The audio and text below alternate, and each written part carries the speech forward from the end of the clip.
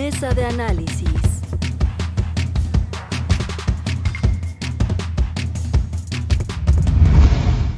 Alfredo Figueroa, muy fuerte. Muy fuerte, Carmen.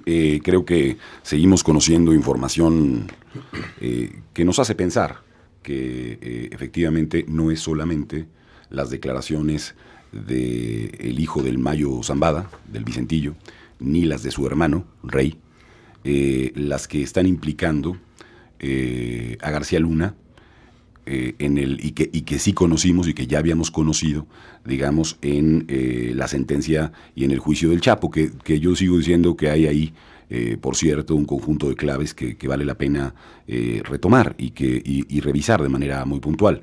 Hoy la información que tenemos adicionalmente es que otros grupos del crimen organizado habrían señalado que también entregaron sobornos, entregaron dinero a el entorno de García Luna y a quienes colaboraban con él en ese periodo de tiempo en donde él era secretario de Seguridad Pública en el país con el entonces presidente Felipe Calderón. Creo que vamos poco a poco desmenuzando una madeja que vamos a ir conociendo y que va, en mi opinión, a ser muy trascendente en los próximos semanas, meses, años de información que había sido que se había mantenido, digamos... Perdón por la implicación, porque el juicio creo que va a ser rápido como el del Chapo, si es que se declara no culpable. Bueno, todo indicaría a partir de lo que ocurrió ayer, en donde no hay ninguna resistencia para moverse, no hay una declaración de culpable o no culpable. Todavía no, esa es la clave. O sea, lo que ayer se estaba resolviendo era el hecho del trasladarse a Nueva York, que él, como sabemos, estaba en Texas, y que entonces lo que ahora el juez había solicitado es su traslado para ser enjuiciado en aquel lugar. Él podía oponerse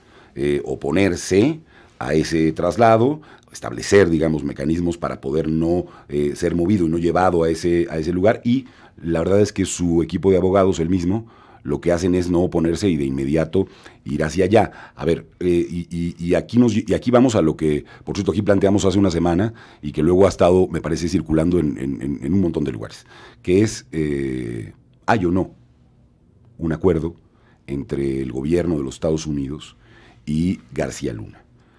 Ya adelantábamos la semana pasada, yo por lo menos hacía una hipótesis en esa dirección, diciendo, me parece que todo indica que debe haber un acuerdo entre García Luna y el gobierno de los Estados Unidos.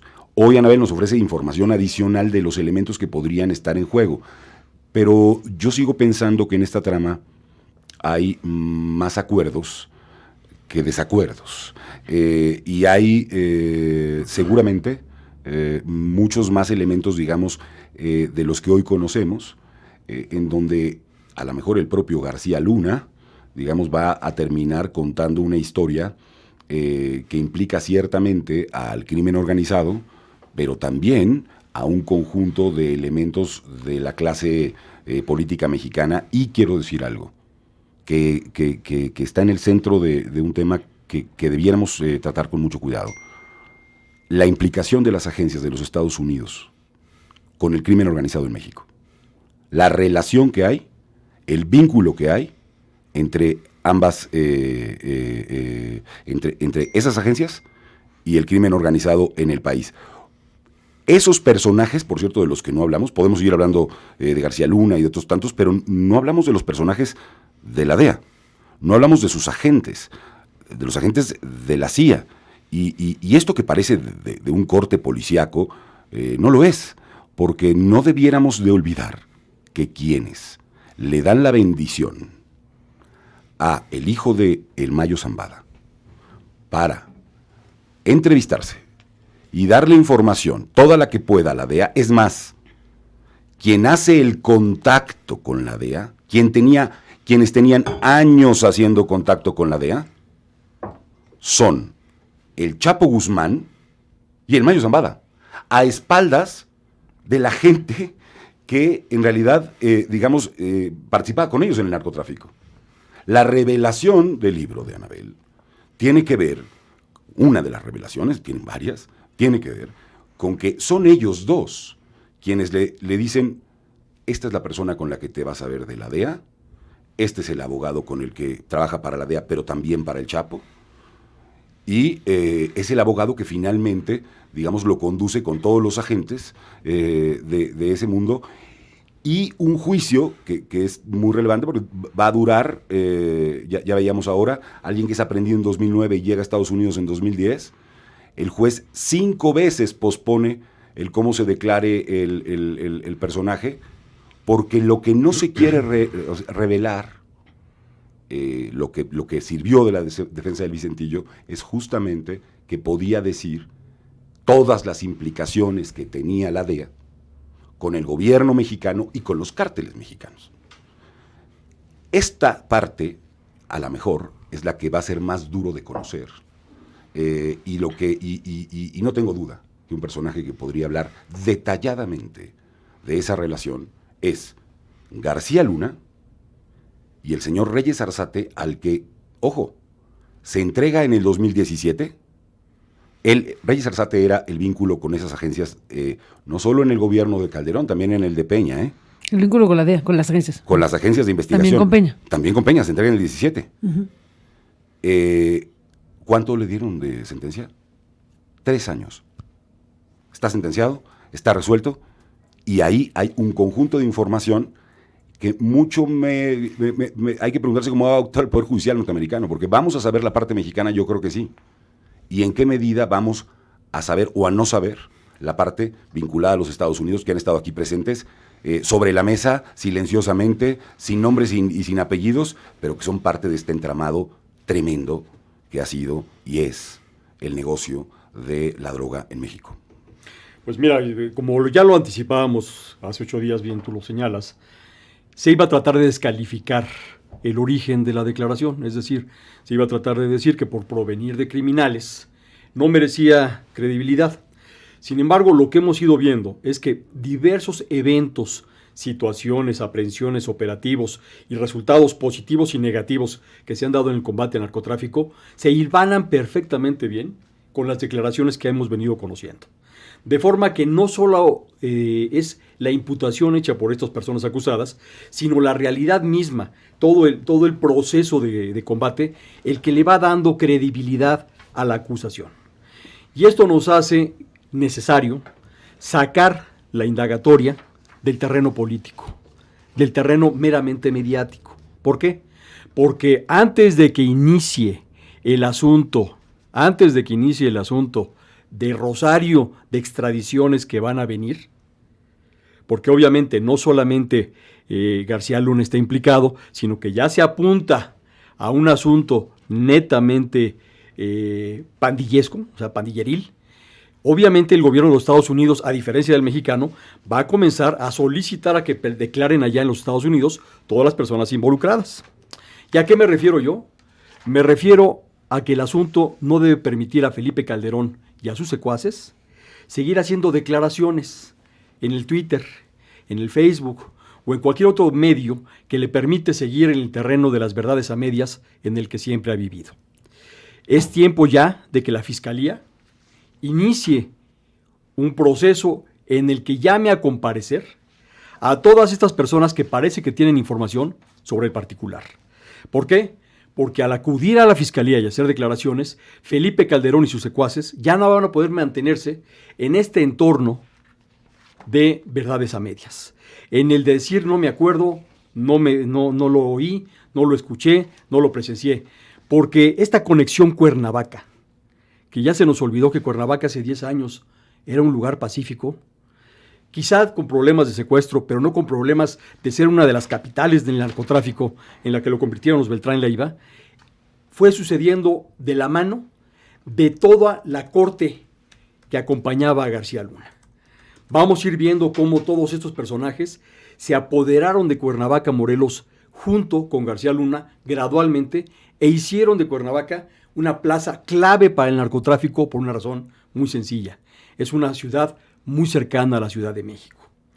Esta diferencia que hacía una conexión desde el norte hacia una ciudad del centro hizo gran diferencia en cómo se recompusieron los cárteles y su organización.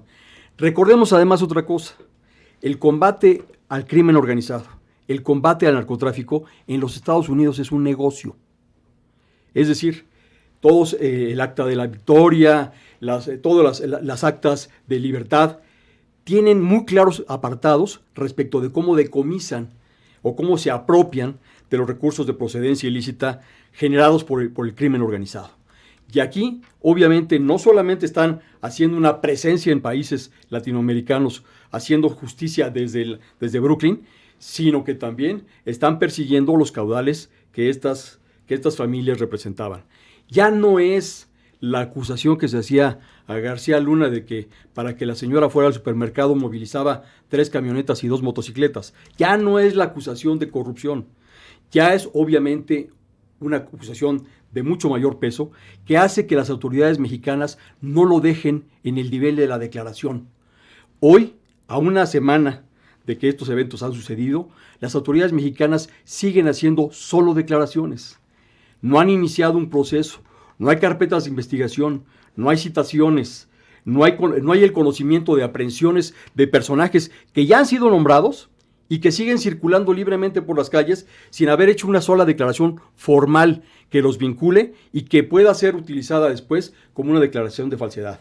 ¿Por qué? Porque no vamos a poder integrar la verdad, y hemos hablado de esto del derecho a la verdad aquí en este espacio. El derecho a la verdad no es una entelequia.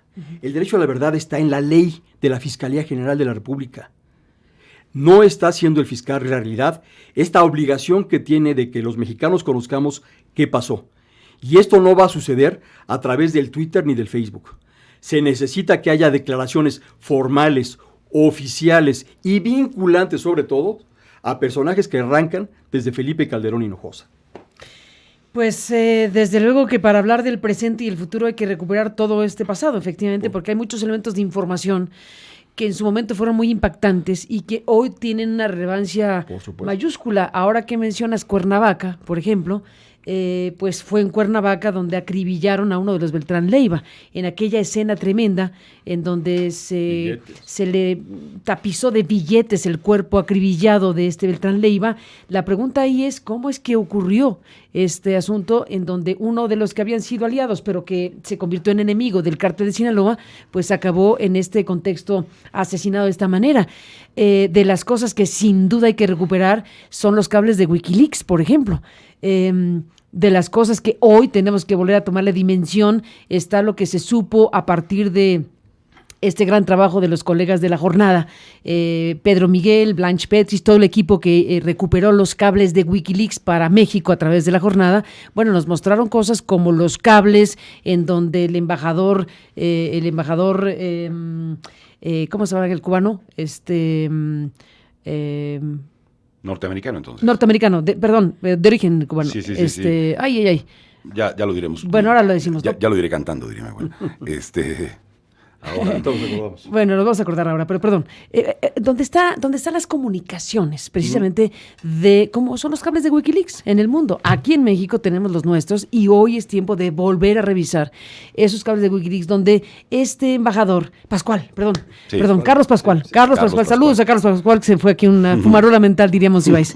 Bueno, esta fumarola mental. Carlos Pascual, ahí quedan sus comunicaciones abiertas, libres, creyendo que son secretas, después ya no lo son porque los cables de Wikileaks nos las revelan, pero ahí Carlos Pascual hablando de lo que él piensa y ve del ejército, del entorno más inmediato, etcétera, y de cómo al final acaban confiando en la Marina, ¿no? Por el tipo de penetración que hay en México del crimen organizado en los circuitos del Estado mexicano. Bueno, hoy es el momento de armar este rompecabezas. Tenemos muchas fichas en México, hay mucha información en México, más la que hay en Estados Unidos del juicio del Chapo, del juicio del Grande, del juicio del Vicentillo. Hay un montón de información y se requiere armar este rompecabezas para sanear este país algún día, porque la verdad, coincido contigo, es la pieza clave que nos conduzca a la justicia, al entendimiento, a la identificación de responsabilidades y a rearmar el juego, porque seguimos metidos en un tema que no está resuelto. Veamos Guanajuato. ¿Alguien puede explicar qué pasa en Guanajuato? por ejemplo, por hablar del lugar donde más violencia hay en estos Un últimos país. minutos. A ver, yo lo primero que creo que tenemos que poner como un contexto que digamos, sabíamos, se ha dicho, se ha planteado, pero del que hoy tenemos un conjunto de evidencia mayor, es que lo que hemos estado viviendo es una lucha en el país entre grupos criminales. Una lucha de la que no ha estado ausente el Estado mexicano, ni el Ejército mexicano, ni las policías, y hoy sabemos incluso algunos presidentes de la República. ¿Qué quiero decir con esto?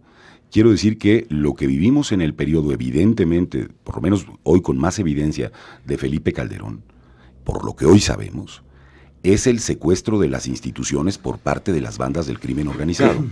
Es decir, que la guerra no era entre la policía y el narcotráfico. Esta guerra no se sucedió en los términos en los que se ha narrado en el país.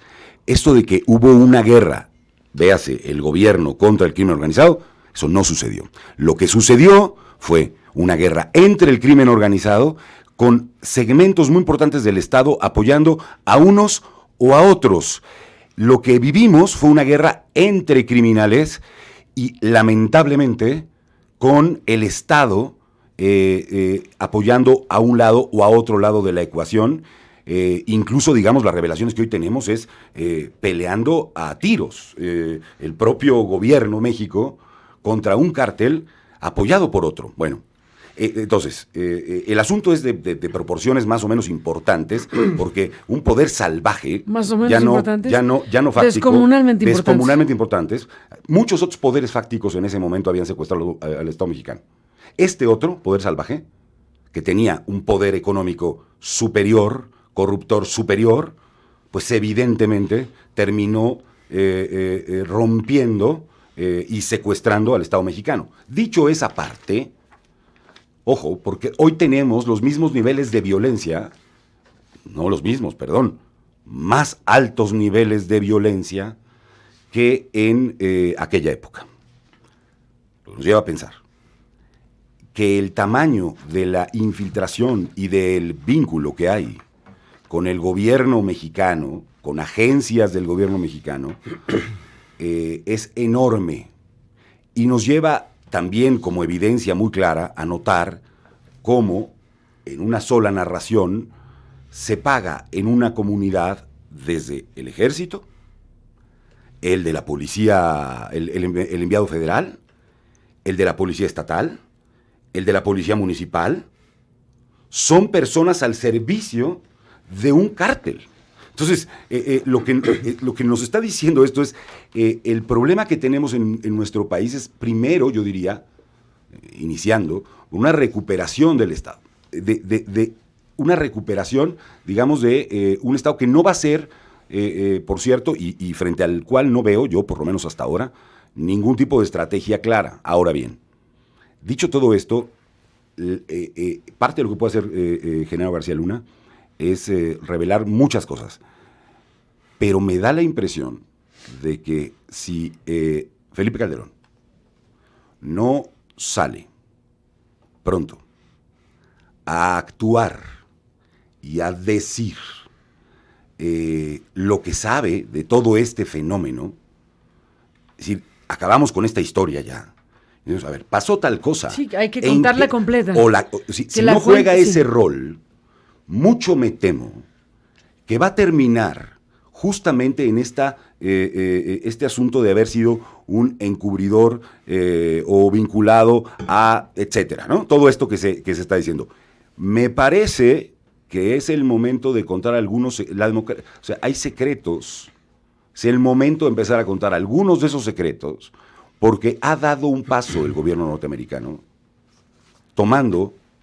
acusando a García Luna. Si el señor Felipe Calderón y los señores que después estuvieron en el poder, Peña Nieto, y los que están en el poder, no actúan, no dan un paso para decir qué es lo que está pasando, mucho me temo que todo va a estar en manos de aquel lado del río Bravo, y de este lado del río Bravo lo que vamos a estar viendo y haciendo son reacciones frente a todo el cúmulo de información que allá se tiene y que aquí más o menos se ignora. Pues mira, yo sí, sin desconocer que la oportunidad de estos eventos tienen un contenido alto electoral en los Estados Unidos, También sí. debemos reconocer que el pasado por su relevancia se está convirtiendo en presente. ¿Por qué? Porque no podemos seguir adelante sin dejar resuelto esto, sin saber qué es lo que ha venido sucediendo, pero sobre todo, quiénes son quienes pudieron mantener o tender un manto sobre el crimen organizado. ¿Por qué? Porque tuvieron cuando menos 10 años para incorporar enormes caudales, enormes fortunas al sistema formal, al sistema bancario, al sistema financiero mexicano. ¿Por qué? Porque tuvieron al menos 10 años para constituir y crear empresas. ¿Por qué? Porque tuvieron al menos 10 años para apoyar o combatir funcionarios públicos, pudieron apoyar campañas electorales, pudieron promover la creación de partidos, y esto nos lleva a que tenemos que analizar el origen de todos estos apoyos de muchos sectores políticos, sectores empresariales, que de la noche a la mañana surgieron en el país como grandes corporaciones sin que haya un contexto real que nos permita suponer que estas fortunas se acumularon de manera legítima. Entonces, no podemos resolver el presente, no podemos ansiar el pasado, el futuro, si no comprendemos cómo es que hoy, ya reconocido, el sistema informal, es decir, el aparato informal de la economía, es más grande que el formal. ¿Por qué no podemos comprender fenómenos como el tipo de cambio, que hoy en día está muy alimentado por cantidades que no tienen una clara explicación? Entonces, en este contexto, debemos darnos cuenta que tenemos... Perdón. Regreso sobre el tema. A ver. ¿Cuánto dinero está entrando y cuánto dinero está saliendo? Nadie acaba de entender por qué no solamente no hay estabilidad, sino apreciación del tipo de cambio. ¿Cuáles son las decisiones de política pública? ¿Cuáles son las decisiones financieras? ¿Cuáles son los elementos variables de la macroeconomía que hacen que el tipo de cambio esté regresándose como se está regresando? Pues lo que estamos viendo es que a través de los establecimientos cambiarios, de las casas de cambio informales, de las sociedades de ahorro y préstamo, de todas las entidades no reguladas en este país, está entrando grandes cantidades en efectivo hacia el sistema bancario, y la Comisión Nacional Bancaria de Valores no hace más que decir que no tiene competencia respecto de estas entidades, que son por miles las que en México están operando en toda la costa del Pacífico, y que día con día formalizan dólares de origen desconocido. Algunos de ellos son remesas, algunos de ellos son, pues, inciertos. Entonces, en este contexto, sí quiero insistir, no es un asunto de meses, es un asunto de más de una década en el que ha habido una connivencia entre el poder público y el poder del crimen organizado, que ha formado una economía, un aparato informal tan grande como el formal. A ver, claro. Y que todos los días no sabemos ¿Tan grande a quién, como el formal? Tan grande o más que el formal. ¿Tan? Hoy en día... No todo proviene del crimen organizado, pero es más grande. Así es. La parte, digamos, informal No de la todo lo economía que la informal, formal. es correcto. No todo lo informal es crimen, pero todo lo informal permite el ocultamiento, el encubrimiento de caudales muy importantes. ¿Por qué México se ha convertido, por qué el peso mexicano es una moneda con tal ponderación en los mercados internacionales? Pues es difícil de entender cuando, mientras por un lado el crecimiento es cero o una cifra parecida a eso, pues no vemos una inflación que esté realmente combatida, sino por el pobre poder adquisitivo de los mexicanos. Entonces, tenemos que hacer un análisis muy claro. A mí, por ejemplo, me preocupa mucho saber y entender quién está detrás del apoyo al partido de Felipe Calderón. ¿Por qué? Porque yo tendría que voltear y preguntar nuevamente si el Grupo Val, si Balleres, nuevamente está haciendo el incondicional, absoluto e ilimitado apoyo financiero de un capricho como el que hoy tiene Felipe Calderón. Bueno, a ver, por supuesto que esto atraviesa, desde luego... ¿Tiene ya los requisitos para ser partido? Todavía no. Pero ya logró las Hay asambleas. un número de asambleas que se Dice tiene que cubrió, celebrar, ¿no? Las asambleas. y eso es lo Dice que tiene las asambleas, pero no los votos, no los números. A ver, A ver, el vamos con calma. especialista electoral, a ver, venga. Hay dos condiciones. en principio que tienen que ser, digamos, satisfechas. La primera de esas condiciones es que se tengan, cuando se elige la vía distrital, 200 asambleas en cada uno de los 200 distritos. Hay 300 en el país, pero al menos en 200 asambleas, con 300 personas cada una de esas asambleas. Ese requisito, según la información de la que hoy disponemos, se ha cumplimentado porque esas asambleas son con fe pública, digamos, del INE. Uno. Hay otro requisito que tiene que ver con obtener, digamos, el 2.4 del padrón electoral, que la suma de las personas que participan en esas asambleas no llega. Es decir, tienes que afiliar individualmente a un conjunto de personas. Eso todavía no está cubierto, pero hay hasta el mes de enero. Y hay que decir, también eso para señalarlo, que incluso si se cubrieran, digamos, esos dos requisitos, la autoridad tiene todavía después que hacer 3 cosas. Tiene que cruzar la información de esas personas, en términos de que no haya repeticiones entre unas y otras, con otros partidos políticos, etcétera. Lo segundo que tiene que hacer la autoridad es ver si una vez hecho ese cruce cumplen. Y un tercer elemento, que es muy importante, es el al que hacía referencia Gabriel. Si esta construcción de un partido político no ha tenido fondeo, digamos, de recursos ilegales para su constitución. Desde luego una persona moral, ninguna persona moral, podría estar financiando la creación de un partido político como no puede hacerlo tampoco de un partido. Pero, digamos, dicho esto, por supuesto que este es uno de los puntos que tienen que ver con nuestra política interior, pero déjenme, antes de llegar aquí, ahí están los elementos, y esto lo sabremos, debo decirlo, todavía mucho más tarde, en marzo, abril, es cuando en realidad la autoridad habrá de hacer un dictamen, que luego puede impugnarse, en fin, y hay todavía una larga historia en torno al particular. Creo que sí que es clave para el sistema político mexicano saber si una fuerza como esta va a llegar a la boleta. Creo que sí es clave para leer lo que va a pasar y cómo, particularmente con un partido como el PAN. O sea, yo creo que si alguien debe estar preocupado en este país de que llegue una fuerza así, pues es la competencia directa que tendría, me parece, el Partido de Acción Nacional eventualmente a la hora de llegar a las elecciones. Pero déjenme regresarme un poquito al tema del que estábamos hablando.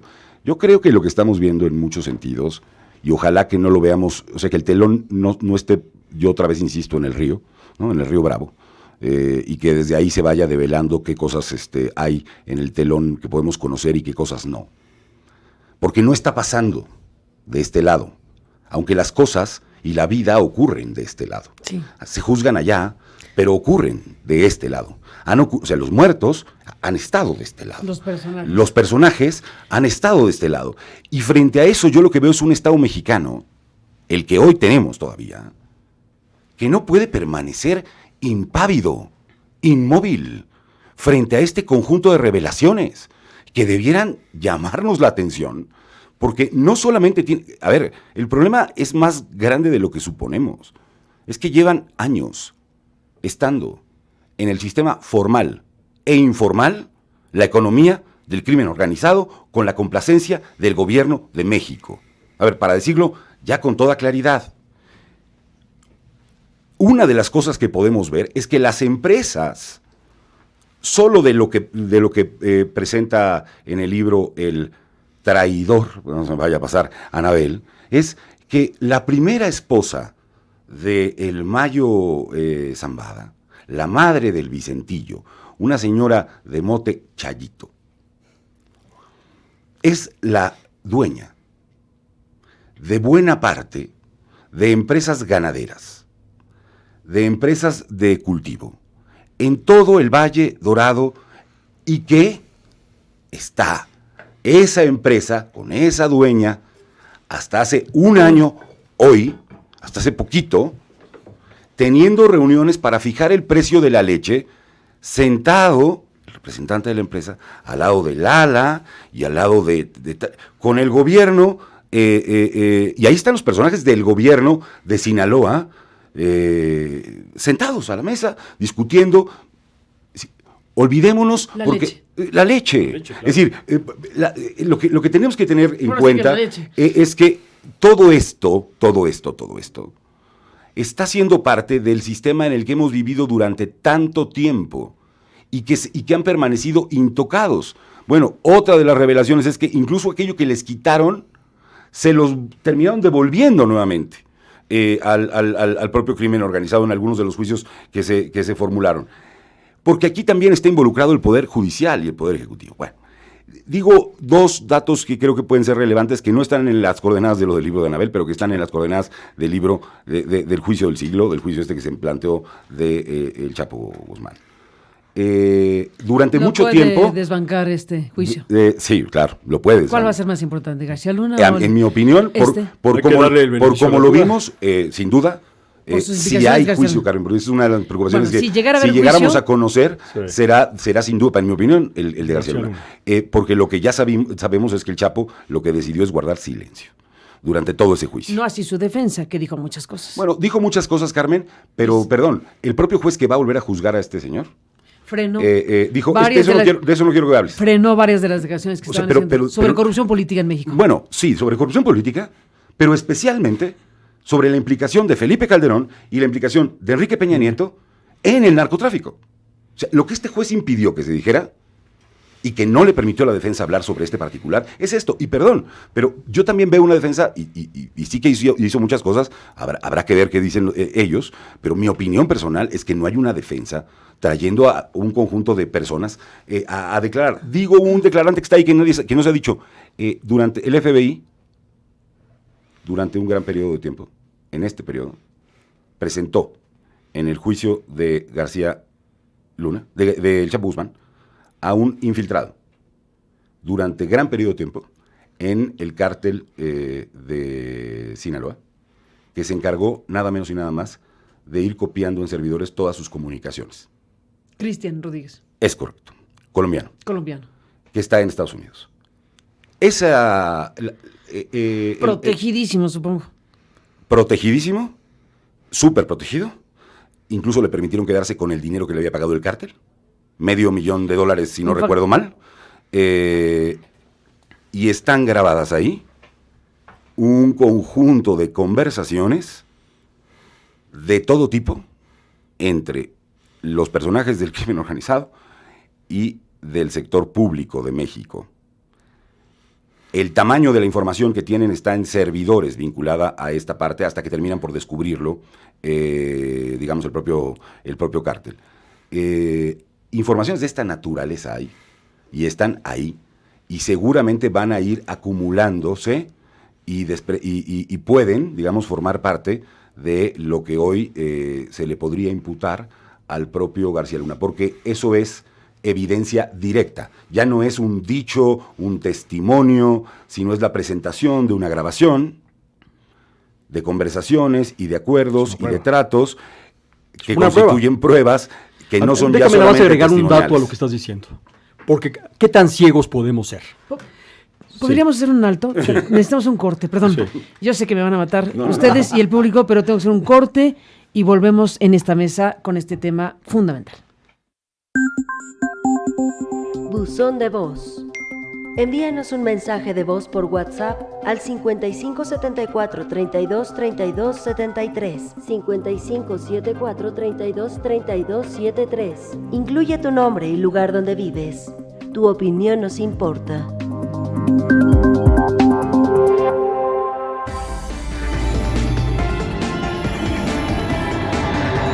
Aristegui, en vivo. Continuamos.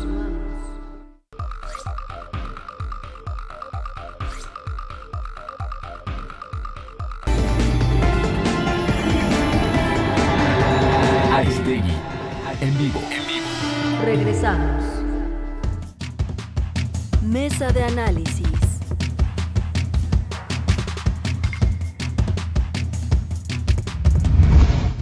Bueno, regresamos en la parte final de esta mesa con Gabriel Reyes Orona y con Alfredo Figueroa. Vaya densidad la que está viviendo México y vaya perspectiva que tenemos a partir de la detención de Genaro García Luna y todo lo que se ha estado aquí planteando esta mañana. Bueno, ¿cómo cerramos esta mesa, Mira, Gabriel? Yo no quería dejar de cerrar lo que estaba comentando Alfredo, aportando otro dato, porque ya basta de que pensemos que todo es casualidad y todo es coincidencia y aprendamos los mexicanos a integrar la información.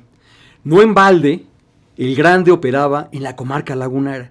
Y la comarca lagunera es donde se fija el precio de la leche. Y La comarca lagunera es uno de los grandes lugares o áreas donde se pierde el dinero financiero de muchas universidades que aparecieron de la noche a la mañana. Entonces, tenemos que darnos cuenta que la comarca lagunera, donde Anaya Llamas era senador, compadre de Felipe Calderón, no es casualidad. Entonces, retomando un poco el comentario por donde yo empecé, los medios ya están haciendo o han hecho su labor. Este medio destacadamente ha puesto la información en la mesa, pero no debemos de darnos por terminada la labor ahí, sino que cada quien tiene que hacer su chamba, y en este caso la chamba que falta es la de la Fiscalía. Ya tiene que comenzar un proceso formal, una carpeta de investigación, porque ante la gravedad de esta información que tenemos, ante la notoria situación que vive Cuernavaca, Morelos, donde las propiedades de García Luna y de todos sus secuaces brotan todos los días, la carpeta de investigación pendiente, la carpeta de investigación fantasma, va a cerrar este año sin aparecer. No va a haber citatorios, no va a haber llamados a todas estas personas que saben o debían de saber qué estaba pasando en el país, y la Fiscalía General va a seguir con infiernillos. Yo creo que, vale, qué bueno que tengamos una Fiscalía Anticorrupción, que para algunos funcionarios ha pasado de noche, pero lo que sí necesitamos quizá es una Fiscalía que integre, una Fiscalía que tenga la capacidad de combatir particularmente el narcotráfico y su penetración en las finanzas del país. No solamente la labor de la Unidad de Inteligencia Financiera es la necesaria, sino que además de toda esta información bancaria y de todas las operaciones, necesitamos a alguien que desde el punto de vista policíaco haga una labor de integración de la información. Yo creo que sí, que es fundamental hacer esa integración desde el punto de vista de una fiscalía, pero creo que no basta. Creo que es el momento de construir otros instrumentos, incluso de carácter internacional, para poder atender un tema de la magnitud del que se está revelando poco a poco, día tras día, y mucho me temo, se seguirá revelando en las semanas venideras y al inicio del próximo año. Mucho me temo que esta historia no está concluida con la aprehensión de una persona, sino es apenas el inicio de un conjunto de revelaciones y de cosas que se podrán saber en la medida, y esto es lo que más me preocupa, que los propios Estados Unidos y el Poder Judicial de aquel país lo permita. En la medida en que el proceso de negociación entre el que hoy se encuentra aprehendido y su posible, digamos, sentencia, permita saber un conjunto de cosas. Por eso creo que es indispensable y sería indispensable que se construyese un grupo lo suficientemente amplio, lo suficientemente multidisciplinario para entender el tamaño de problema que hemos vivido en el Estado mexicano por décadas. Creo que para decirlo en términos nacionales, una suerte de GIEI vinculado a la corrupción política sería un asunto de la mayor relevancia. Y creo que los actores políticos, o CICIG, mejor dicho, un proceso de justicia transicional, lo hemos dicho, pero eso se queda tan etéreo que no termina, digamos, por concretarse en términos de qué es lo que importa saber. El derecho a la verdad, pero además el derecho a la verdad, y al darnos cuenta qué parte de esto está todavía entre nosotros y es parte de nuestra vida y del estado que tenemos hoy por hoy, de un enquistamiento en los estados, los gobiernos de los estados, de los municipios, en el gobierno federal, en el ejército mexicano. Ministros nombrados ministros de la nombrados Corte. por Calderón. Sí, pero no solamente es Calderón aquí. O sea, es que tampoco, o sea, quiero decir, déjame plantearlo de esta manera. Por eso me parecía que Calderón tiene que salir a decir cosas. O sea, tiene, incluso reconociendo. Un mea culpa. Sí, pero sería la expresión un mea culpa, donde reconozca la responsabilidad que ha tenido enorme e histórica y en donde cuente la verdad completa. Y yo le llamaría declaración ministerial. Pero bueno, sí. Bueno, pero a ver, por lo pronto un mea culpa y que dé paso, o sea, que se libere en términos de una circunstancia política y personal que tiene hoy y que lo está pues llevando a circunstancias totalmente inadmisibles, de decir no sabía, no me enteré. Eso es absolutamente inadmisible. El expresidente de México tiene que hacer un mea culpa clarísimo, asumir una responsabilidad histórica y contar toda la verdad y contribuir de esa manera a un proceso que México tiene que tomar por sí mismo. Ese es el punto que a mí me preocupa más. La necesidad que tenemos de que esas voces contribuyan a sanar y a resolver lo que no se pudo resolver en ese periodo. a asumir esa responsabilidad política e histórica. Y también tiene un papel el actual presidente de México en eso. Por supuesto. No solamente los expresidentes, también el actual presidente de México no puede entender esto como, a ver, revisen a ver quién hay ahí de García Luna. No. Este es un asunto... Necesitamos un statement político de López Obrador. Exactamente. Una salida pública. No una conferencia mañanera. No una conferencia mañanera. Un statement político. Un planteamiento de Estado que llame a otros y a otras, que no sea a la luz, digamos, de una suerte de ventajas electorales, que ponga en el centro el problema enorme de la destrucción del Estado mexicano por estas bandas y que están dentro del Estado mexicano. Si no hacemos eso, no hay un punto de partida en torno al cual emprender un viaje que nos lleve a otra condición de país. Porque hasta ahora son declaraciones contradictorias las de Durazo y las del presidente. Bueno, yo no sé incluso si ya todo el mundo ahí ya está lleno en las columnas de si va a haber un cambio, a lo mejor eso es lo que va a pasar en estos días de asueto, ¿no? Esta reflexión en aquel rancho lejano, por llamarlo de alguna manera, de López Obrador, va a representar cuántos cambios, si es que los habrá. El cambio del titular de una cartera puede ser importante, pero es mucho más que eso. Exactamente. De lo que estamos hablando. Exactamente. Esa reflexión en estos días, quizá, nos lleve a pensar que es justo más que eso, justo más que cambios de gabinete, justo más que declaraciones de una mañana. Necesitamos un planteamiento de Estado frente a evidencia que no vamos a poder contener, de un tamaño de la implicación de todas las instituciones, incluso esas sagradas, como el Ejército Mexicano, vinculadas, sagradas, ¿no? O sea, las intocables, las que los maestros de periodismo decían, bueno, no te puedes meter con el ejército, el presidente, los viejos maestros, ¿no? Y la Virgen de Guadalupe, bueno, esas también están implicadas en toda esta trama. Y en esta declaración, esta declaración política del presidente López Obrador, que es obligatoria, que es necesaria, que es urgente, debe poner por delante lo que ellos mismos han dicho. El propio presidente ha dicho, el propio fiscal ha dicho. El presidente usa una metáfora de este es un elefante que hay que mover, esta es una cosa muy difícil de mover, la vamos a mover, etcétera. El fiscal general de la República, el doctor Alejandro Gertz Manero, aquí mismo en algunas entrevistas ha dicho lo que tiene. O sea, tiene miles de personas que trabajan en la fiscalía, miles, pero tiene que hacer un proceso de depuración y de ejercicio que no sabemos cuánto tiempo va a llevar. Complejísimo. Es decir, es una realidad, la mexicana, dicha por los propios funcionarios, que no estamos en condiciones reales de tomar en términos de una investigación amplísima, maxi proceso, como hemos dicho, sin tener una asistencia o un empujón de gente experta, impoluta, que no tenga otro interés más que en descubrir criminalmente lo que ha sucedido. Por eso el tema de la CICIG, volvemos al punto que mencionabas, Alfredo, y lo hemos dicho en otras ocasiones, no debemos echarlo a saco roto. Y claro, cuesta trabajo decirlo, pero es verdad. En ciertos circuitos el Estado mexicano o México está en condiciones tan podridas como lo estaba Guatemala. Es correcto. El último informe que hizo la Comisión Internacional contra la Impunidad de Guatemala, que por cierto salió de ahí de muy mala manera porque el actual presidente Jimmy Morales ya no soportó las investigaciones de la CICIG, ya no soportó que a su hermano estuvieran investigando, ya no soportó que a su entorno más inmediato en la política lo estuvieran investigando. Bueno, los echaron de manera terrible, igual que a los de Honduras, que era una comisión de la OEA.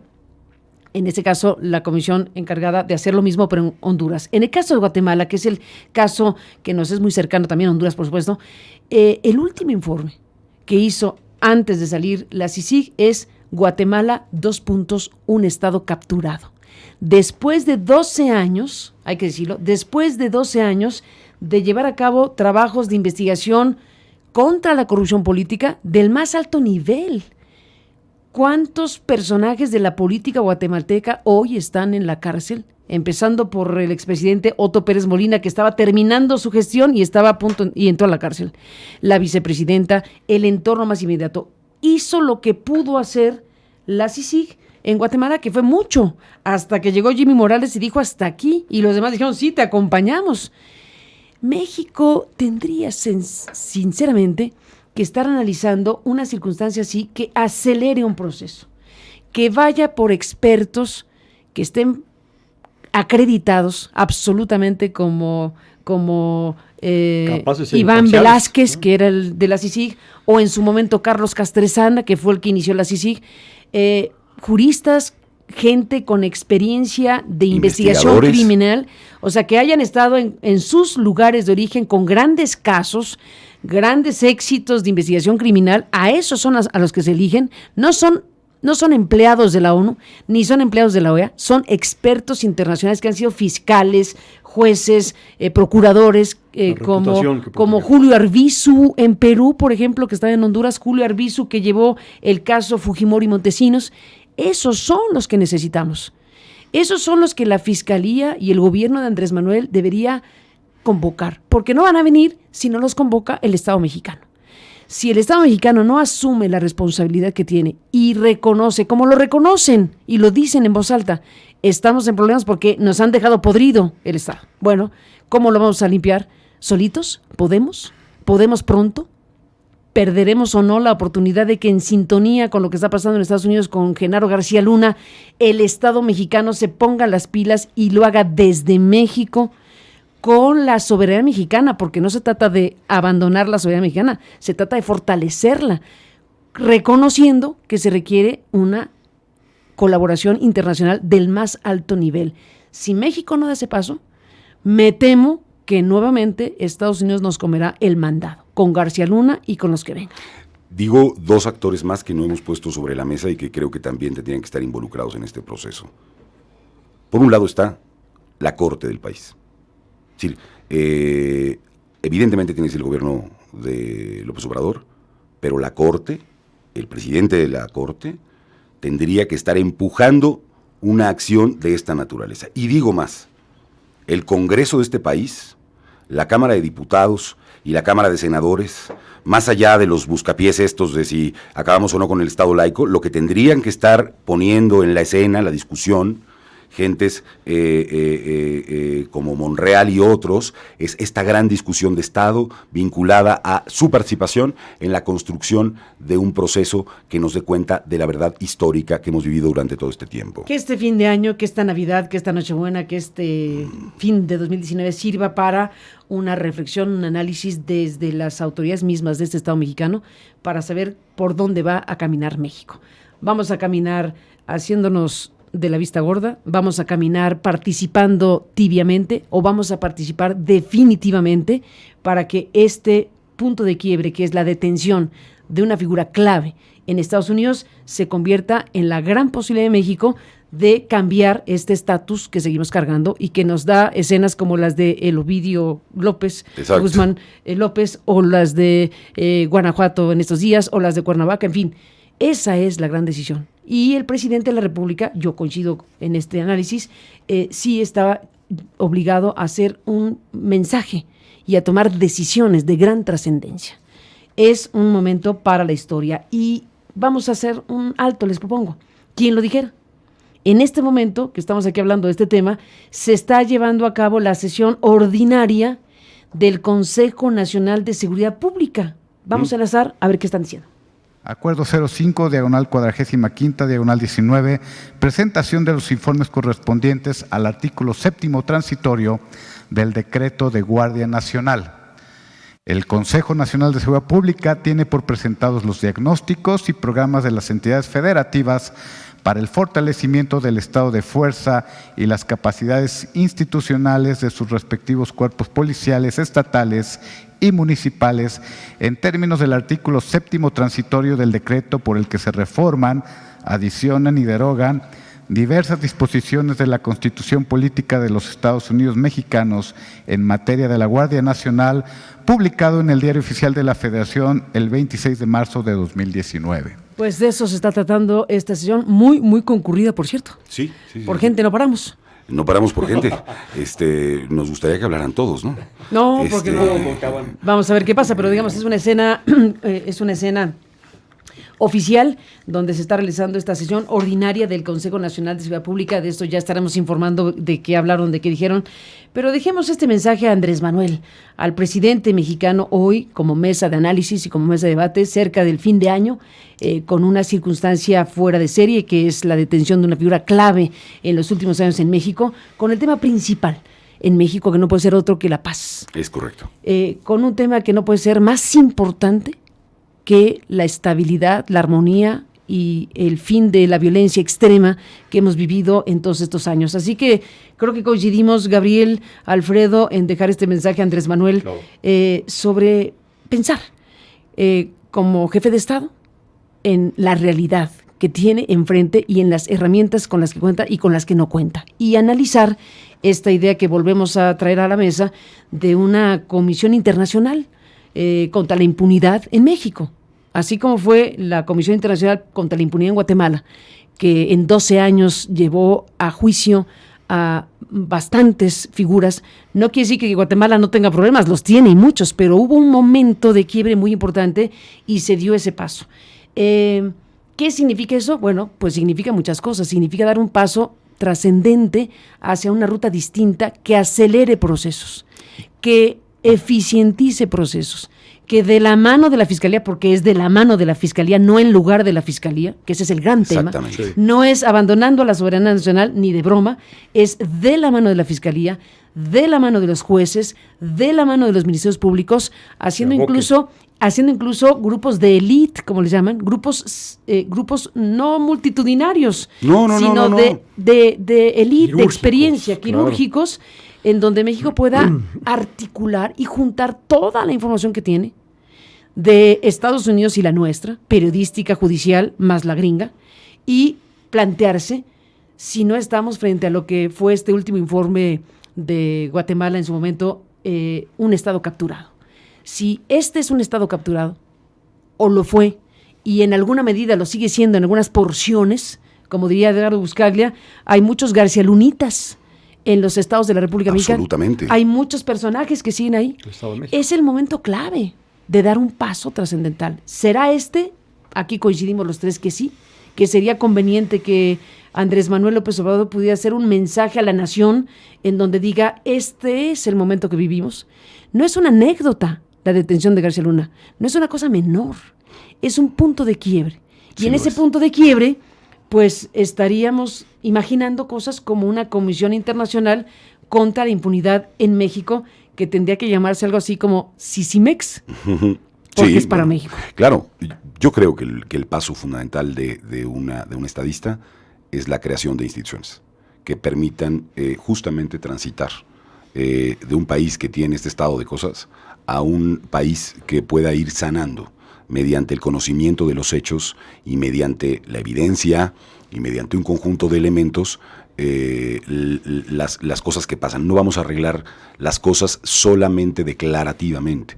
Necesitamos crear instituciones, crear espacios que transformen la realidad y acelerar procesos. Y acelerarlo. Con ayuda internacional. Porque este tema, y hay que también decirlo, y el propio presidente lo debe saber con toda claridad, tenemos los índices de mayor violencia históricamente registrados, y de asesinatos, y de secuestros, y de extorsiones. Es el momento de quizá arrancar el año con un mensaje de esa naturaleza y de esa fuerza para en serio entrar en un proceso, digamos, distinto, me parece. Y darnos cuenta que no son coincidencias. Hace pocas semanas estábamos viviendo una captura de los acervos, los archivos y la base de datos de la Policía Federal. Mucho se dijo que Calderón y García Luna estaban detrás de este movimiento. ¿Por qué? Porque justo es ahí, es en el seno de la Policía Federal, donde todos los acervos históricos están. Es ahí donde datos claves para esta investigación están. Entonces, la no entrega de las instalaciones, la no entrega de los acervos, la no entrega y la no transición de la Policía Federal debe darnos parte de que esto es un proceso y no son datos aislados. Ojalá, como bien se dice en esta mesa, pasemos al otro lado, a crear instituciones, a crear procesos que realmente nos lleven a resultados diferentes a los que hemos tenido con lo que hasta ahora tenemos. Pues ahí dejamos esta mesa este miércoles. A los dos, gracias, Alfredo. Gracias, Carmen. Gracias, Gabriela. Gabriela, a los dos, gracias. Y bueno, seguiremos hablando, desde luego. Ya nos llegó la Navidad. Ya está llegando. Ya está la Navidad. Tenemos una encuesta de Rodrigo Galván de las Heras, sobre qué... A ver, cerremos esta mesa así. ¿Qué tanto ánimo tienen ustedes de festejar las fiestas decembrinas? Pues yo sí, ¿eh? Sí. A pesar de todo esto, porque tengo la impresión de que esto puede ser muy importante y muy bueno para México si lo conduce México bien. Yo estoy más bien a favor del Año Nuevo. De la otra no tengo tanta gana. Si tú me preguntas cómo opino yo. Fiestas decembrinas. Fiestas decembrinas. Fiestas decembrinas. Yo digo que a medio gas yo, ¿eh? No creas que... No, así muy entusiasmado. ¿Y tú? Yo a las 2. Necesitaría... Yo voy a las 2. ¿Sí? Yo creo No, que pero sí. digo, ¿qué tan entusiasmado estás? No, muy entusiasmado. Sí. O sea, yo sí estoy entusiasmado porque puede ser muy yo importante. necesito un par de mezcales. Cuando ves que se tan, asoman elementos que pueden hacer que el país cambie. Claro, estos son. Hay que estar más Ah, bien bueno, positivos. esta historia es fascinante. Puede ser es fascinante y puede ser enormemente positiva para México. Ese es el tema. Esperemos que sí. De eso se trata. Esperemos que sí. Yo esperaría que sí. Ya no debemos seguir desaprovechando oportunidades. También es cierto. De acuerdo. Ya me están convenciendo. De estar Sí, más porque contento. tampoco vas a deprimirnos, al contrario, Bueno, que sirva de impulso. A ver, Sí. debe ser, lo de García Luna es una gran noticia, debe ser una inyección de ánimo a este país, porque deben pasar cosas, y de eso se trata. De eso se trata. Lo que yo Ya siento estamos es que hay digamos, como un vacío de este lado del asunto. Los periodistas, los comentaristas, los analistas estamos en eso, pero las autoridades. Por eso yo le lo que decimos siento a Andrés Manuel que haga es un el statement. momento de salir. Andrés Manuel que haga un mensaje y muy bien importante. pensado, bien dicho, y que dé una señal mucho más mucho más fuerte. Eso es lo que a mí me No, hace Jingle falta Bells, para... Ya no van a ser Jingle Bells, van a ser Luna Bells. O sea, lo que necesitamos es algo que nos despierte, que haga que enlacemos sacuda al los datos país y que tenemos. digamos, vamos para adelante, de eso se trata. Y con esto se Ojalá. puede ir para adelante, pero necesitamos a un Estado definido, con Voluntad. cosas muy, muy precisas. No solamente decir, vamos a estar colaborando y viendo el juicio a García Luna. Es No. mucho más que eso. Es en primera persona. Si no somos Es en primera espectadores. Y la persona primera que- persona es México. Es correcto. Bueno, venga, este mensaje que ya con esto decimos feliz Navidad antes Feliz de tiempo. Navidad, bueno, sí. A los dos, gracias. Muchas gracias. ¿Estará Rodrigo? Sí, está en la línea. Está Rodrigo, muy bien. Rodrigo Galván de las Heras, que es quien nos